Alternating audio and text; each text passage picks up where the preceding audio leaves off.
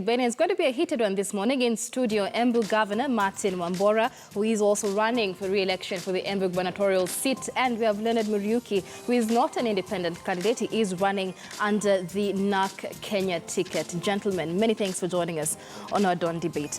Let's begin with you, Leonard. You are looking to oust Governor Wambora from his seat. How would you score his performance over the last 4 years?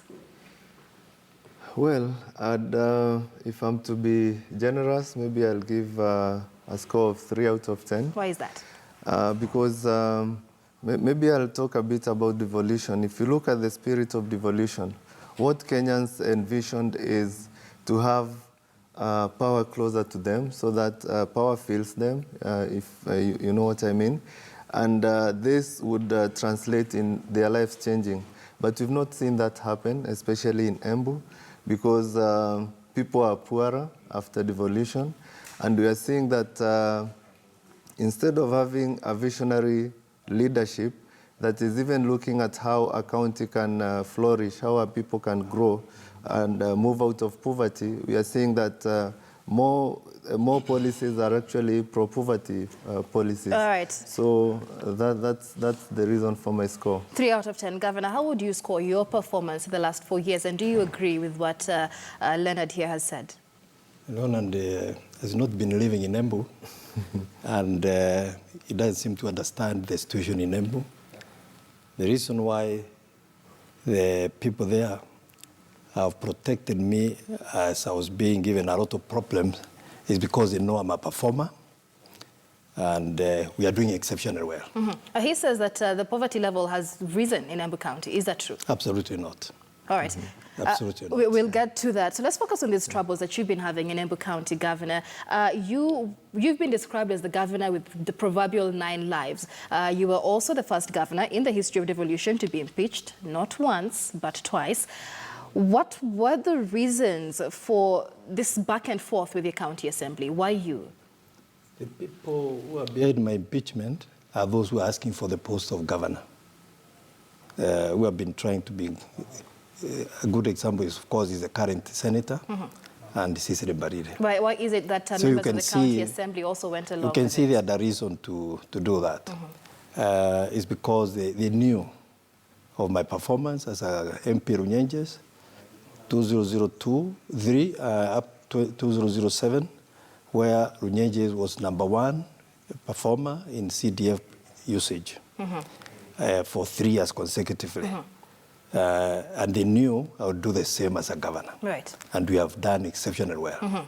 Absolutely. But as it stands, I mean, the past 5 years in Embu County, there seems to be a disconnect in leadership, so to speak. The governor, the senator, the MCAs, the members of parliament all seem to be reading from different scripts. Why do you think that is, and how do you plan to remedy that situation? We are moving along well with the MCAs for the last 1.5 years, after they found their fault, that they were misled by the 2 leaders, the senator of Embu and the current MP Runyenjes, and a few others. All right. It's only 6 people who have caused trouble in Embu. Let's hear from you, Leonard, in terms of this disconnect in leadership and how Governor Martin Wambora, who is at the end of the day the leader of the county government, how he's handled this and how you are likely to quell that situation. Okay. First, I want to correct that, he said that I don't live in Embu. Of course, I'm born, bred, and I live in Embu. And you see, the situation in Kenya right now economically doesn't, you can't stay in the village and expect to do much out of, to do much with your life.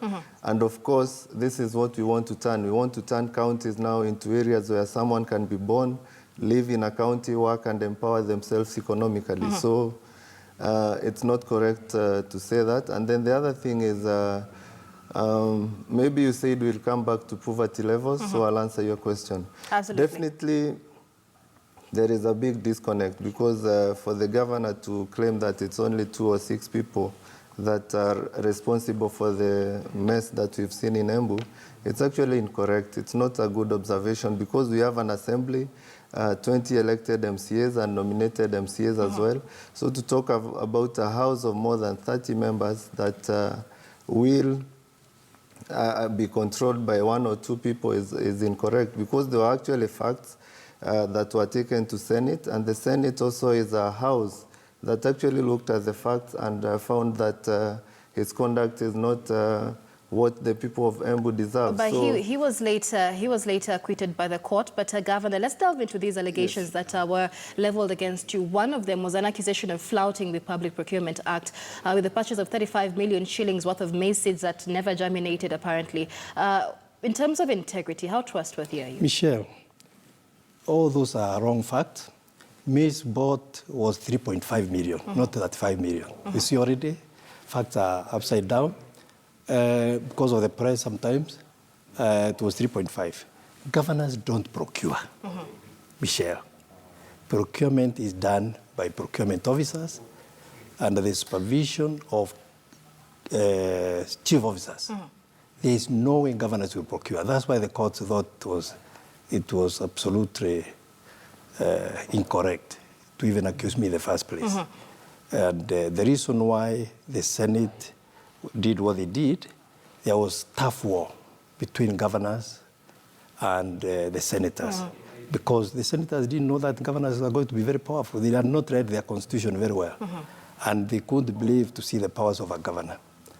And I was going to be a sacrificial lamb, and I decided I'll just appeal to the court, and the court the High Court in Kerugoya found me innocent. The Court of Appeal in Nyeri found me innocent. The High Court of Nairobi found me innocent. I'm 100% innocent, as indicated by the enthusiasm of my people to nominate you. And I'd like to focus on both your manifestos for the people of Embu. But Leonard, where then do you draw this disconnect between the wars that Governor Wambora faced within the county assembly and the fact that the most recent poll conducted in Embu by Trends and Insights Africa shows that Wambora is actually the most preferred candidate if elections were held today? He was standing at 48% and you came at a meager 2%. That's seemingly expressing the will of the people. Do you first of all think that this poll was credible? No, of course. It's not a credible poll. I think we've seen a lot of times people come up with polls to feign popularity. But again, coming to the disconnect, you see, the assembly and the executive actually should work hand in hand. In Embu County, for example, we have an assembly that used to summon the executive, and the executive will not turn up. I'm not talking about the governor, I'm talking about the executive committee members. So actually, this was seen as a way of actually running away from responsibility, because as an executive committee member, you need to come and even give regular feedbacks to the assembly who are watching over the revenues and the funds in the county.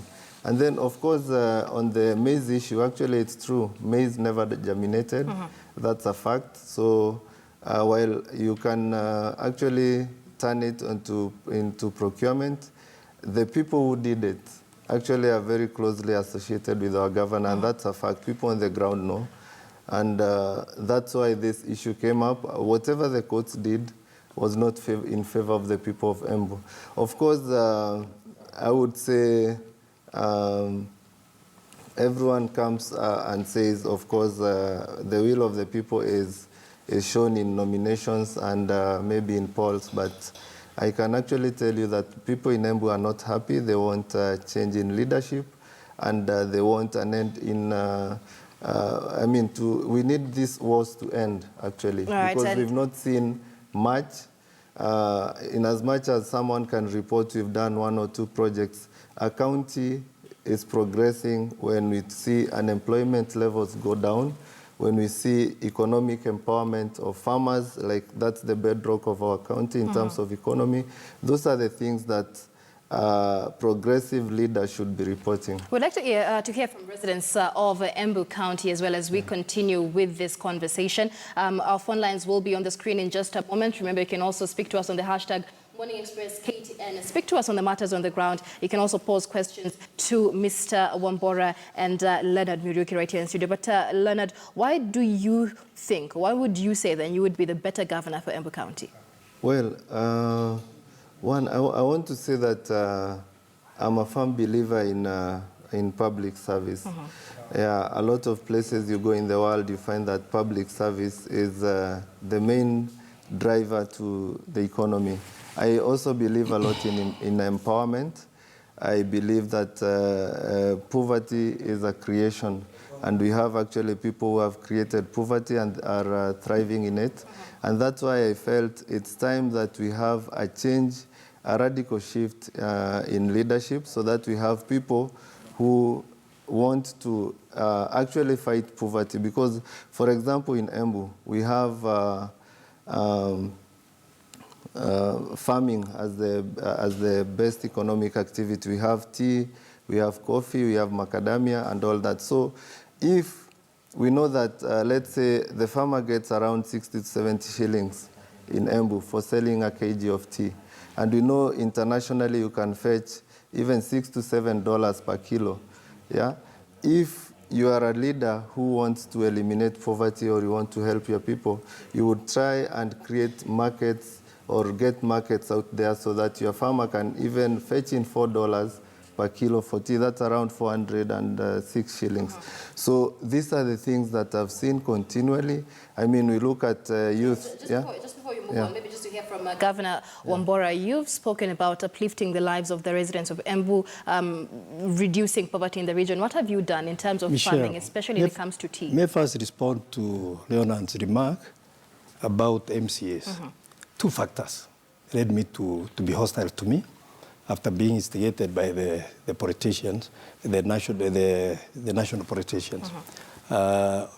One, when they tried to ask for bribes, when they were interviewing the candidates for CC positions, I reported them to the anti-corruption and the anti-right statement. Number two, in the first year, when they tried to employ relatives irregularly, I reported this matter to Salaries and Remuneration Commission.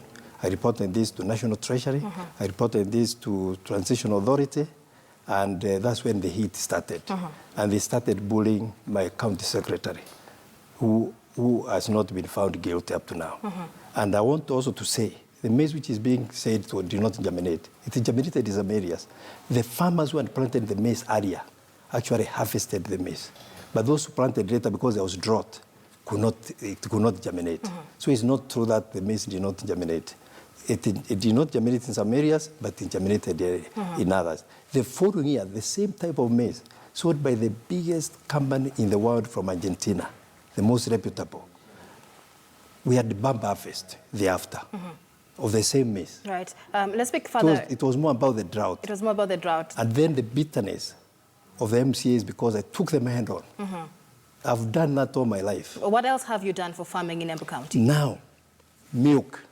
We have put milk coolers. Farmers have been getting below 20 shillings, around 20 shillings per litre. They are now getting 42 shillings per litre. That is real money in their pockets. Number two, we didn't have factories in Embu for macadamia processing. We now have 2 factories in Embu which are exporting processed, air vacuumed macadamia product to Germany and the rest of the world. And it has employed hundreds and hundreds of youth. Besides that, the kind of infrastructure we have put in place in Embu, and you know, infrastructure, Michelle, is the real base for development. Right. We have opened access roads, Mashinani roads, access roads all over the county, especially in Ronan's constituency, very north. Right. We have opened a very many, in fact, they're number one, because they didn't have enough access roads. We have bought tractors which are being used in every constituency. We have tarmacked several roads. How is this infrastructure working in improving the production of major cash crops, especially tea and macadamia? So let's focus on tea just for a moment. How have you improved the status of tea farmers in Embu County? The farmers have received very high prices for their tea, and they are smiling all the way to the bank. The coffee farmers, I brought international buyers. What prices are they working with? From eight countries. That one international buyers of coffee, specialty coffee. Because in Embu we grow specialty coffee. Our factory, I'm opening our factory for milling coffee for the first time in the county this coming month, which is complete now. All right, Leonard. Go ahead. Yeah. Well, I'm actually shocked to hear that we have very many access roads in Mbeere North. Actually, I would wish that maybe if, before such a debate, if you could actually go to the ground and see what's happening. Yesterday, I was at an area just during my rounds and meeting the people, where people have no access to health facilities. And the Mbeere North that you are talking about, if you look at the vehicles that can survive in that area, it's vehicles that even our people cannot afford. I wish people could respond to this, and I hope people will actually talk the truth when they talk about macadamia. In fact, just the other day, macadamia farmers even wanted to chop off the plants because there was a lot of interference from the county, conflict of interest, where buyers who would give farmers more money were being chased away by the county, and you have these other buyers who are giving farmers 80 shillings, while others are giving up to 150, being the ones allowed to buy. And of course, when you talk about tea, it's good to look at what can our farmers fetch, like I said, up to $8, and maybe he can tell us when he says they are smiling all the way to the bank, which I want all Embu farmers to put on record, that what are the numbers our we're governor talking about? said that they are smiling all the way to the bank. I think that should be headline. All right. So that Embu people react. I see Governor here with a booklet seemingly pointing out some of the development records that you've been speaking about, Governor. So these access roads that this allegedly have not been done. And like he says, this is on paper. So is this really on the ground? Michelle, just a minute, Roland. She's talking to me now. And I've given you time, I didn't disrupt you. Michelle, Facebook was printed last week. The kind of projects here are visual. For the first time, we are putting Embu County key achievement in photographs. Look at this. Look at this, Michelle. Tarmacked 12.2 kilometers of Kebogo Road. Tarmacked Daras Ring Road. Tarmacked Runyenjes Town Roads. We are now tarmacking Birore, Dore Road. We have tarmacked Kiritiri Town Road. We have done 710 kilometers for Manyata, 517. So most of it has been done. And then, just a minute, the bridges, we have done, we have gravelled 359 kilometers. We have acquired six graders which are doing the work. This is visual. So this is all. This is visual. Most of it is in terms of infrastructure. But Governor, just want us to finish up with the tea issue before we move on to macadamia, because like Leonard says, some of the prices that you're mentioning. Michelle, please, before we go to that, in his own constituency there, Mbeere North, we have one peke yake in Muminji. We have put 8 other dams this year. 8 other dams. Is that something that is actually on the ground? That's why I'm saying, it's one thing to come and report things that have been done. And in fact, if you talk to Embu people, all you have is boards, the ones that were reported in media the other day that have governors' images and a project that is supposed to be ongoing or has been done. But you drive on a road that is said to have been gravelled, it's not done.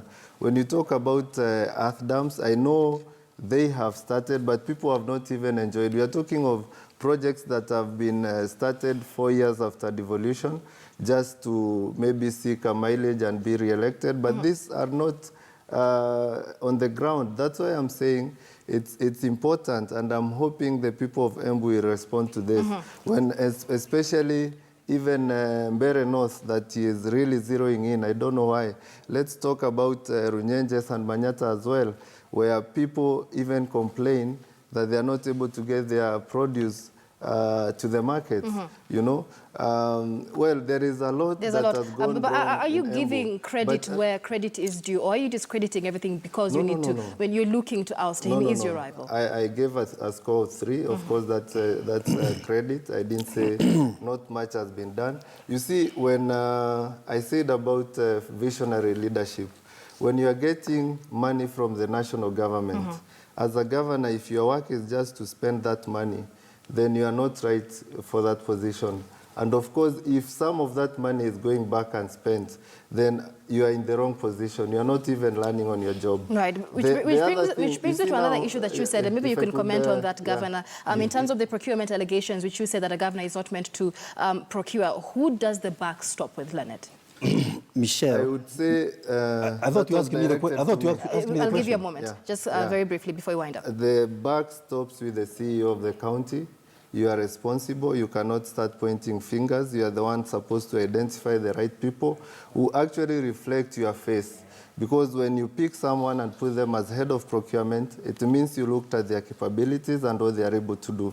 So again, to point fingers at people who are working under you, it shows poor leadership. All right. And of course, like I said, I didn't finish my statement. If your work is just to spend the 2 billion you get, then you're in the wrong position. If your work is to return money, again, it's even worse. Your work is to see, with all the endowment of Embu, how do we move, increase our revenues, increase employment, empower the people. All right, Governor, That's what I mean. we don't have much time. Let's have you respond, especially to the procurement issues, you being the CEO of the county and the backstopping with you. And after that, let's move on to the macadamia issue. Michelle, the most critical thing for my people, as per InfoTrack of 2015, 45% of the Embu people said is infrastructure.